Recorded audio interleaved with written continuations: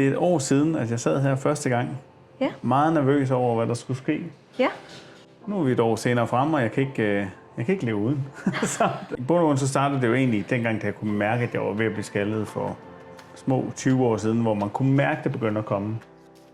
Og så startede det jo op med, at man sådan tænkte, hvad skulle man ud og rejse, få lavet et eller andet. Og så her de seneste par år, så kunne jeg godt se, at det kunne jeg ikke få lavet. Så nu handlede det om, hvad der ellers var løsninger, og egentlig så var den første løsning at bare leve med det.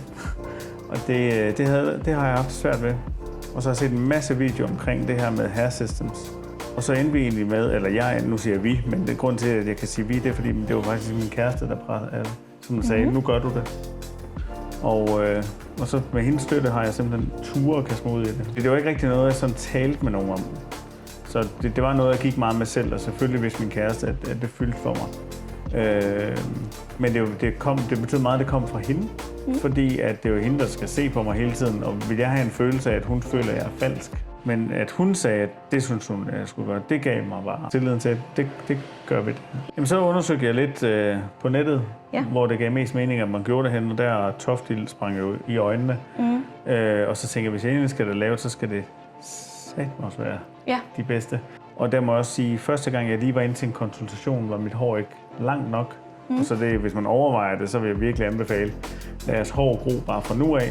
Så når man ikke står, nu gør vi det, og så skal man vente 3 måneder på hårdt gror. Det var sådan lidt, man kan bare fjerne det igen, hvis det er en. Ja.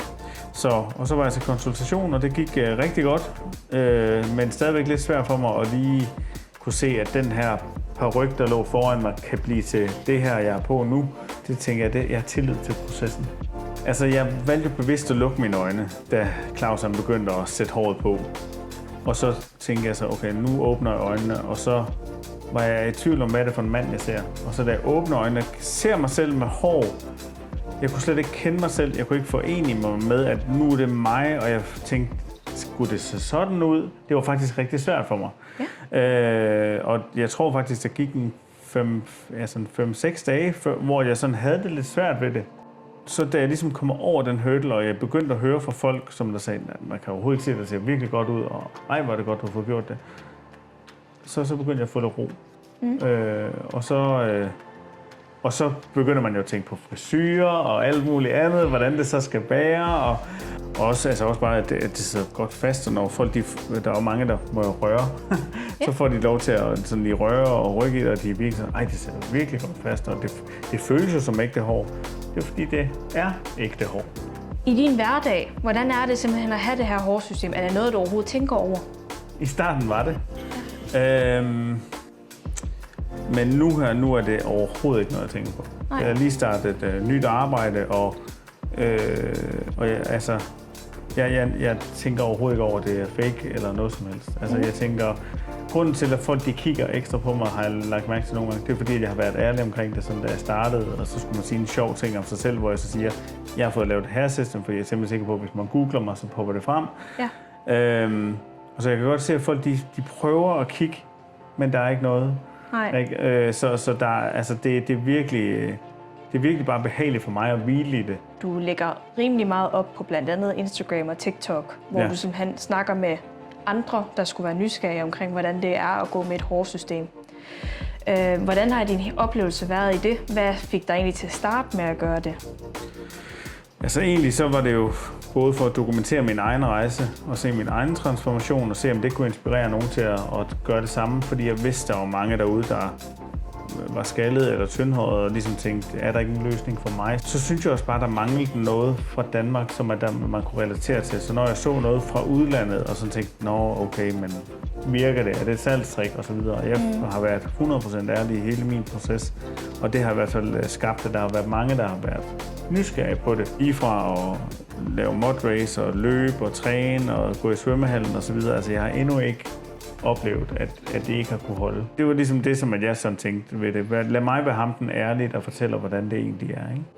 Og jeg har jo guidet en ung knægt på 18 år til at prøve det, fordi han var virkelig ked af, at hans hår i en alder af 18 var faktisk stort set væk. Og han har kastet sig ud i det, og han er jo et helt andet sted i dag. Der er nogen, der har prikket til mig, og som der er sagt, hvorfor bruger du ikke pengene på en psykolog i stedet for? Fix dit selvværd, vær da bare skaldet ligesom en rigtig mand. Og nogle af de kommentarer har jeg jo været gode til at bare sortere fra, fordi i bund og grund så handler det om, at du skal gøre, hvad der gør dig glad. Altså, jeg gik jo 12 år som skaldet, før jeg gjorde noget ved det, ikke? Ja. Generelt set, så har jeg jo gemt mig bag en kasket altid, og det har kun været de gange, jeg har været tvunget til at skulle ikke have kasket på. Om det har været min knæks konfirmation, hvor jeg ikke kunne have kasket på i kirken, på mit job, eller andre ting, hvor det ikke var naturligt. Og der kan jeg bare huske, at et eller andet sted, jeg havde det ikke rart med at skulle være skaldet. Og igen, der er ikke noget galt i at være skaldet, men jeg havde det svært ved det. Og når jeg kigger tilbage på den tid, altså den Heinrich, jeg kan godt mærke, at der er et selvværds forskel i mig dengang, og der, hvor jeg er i dag. Altså, det handler jo ikke om at få hår på hovedet, fordi det er jo ikke det. Altså, det er altså, at du får dig selv igen. Ikke? Og den rejse, jeg har været på det sidste år, altså, jeg har virkelig fået mod på mange ting igen. Jeg har fået mod på, at jeg har lyst til at gå op i mig selv. Jeg har lyst til at træne. Jeg lader være med at tænke på, hvad andre vil tænke, og bare gøre, hvad du føler for. Og det fede med det her, det er, at hvis det ikke er dig, eller hvis du ikke føler for det, så kan man tage det af.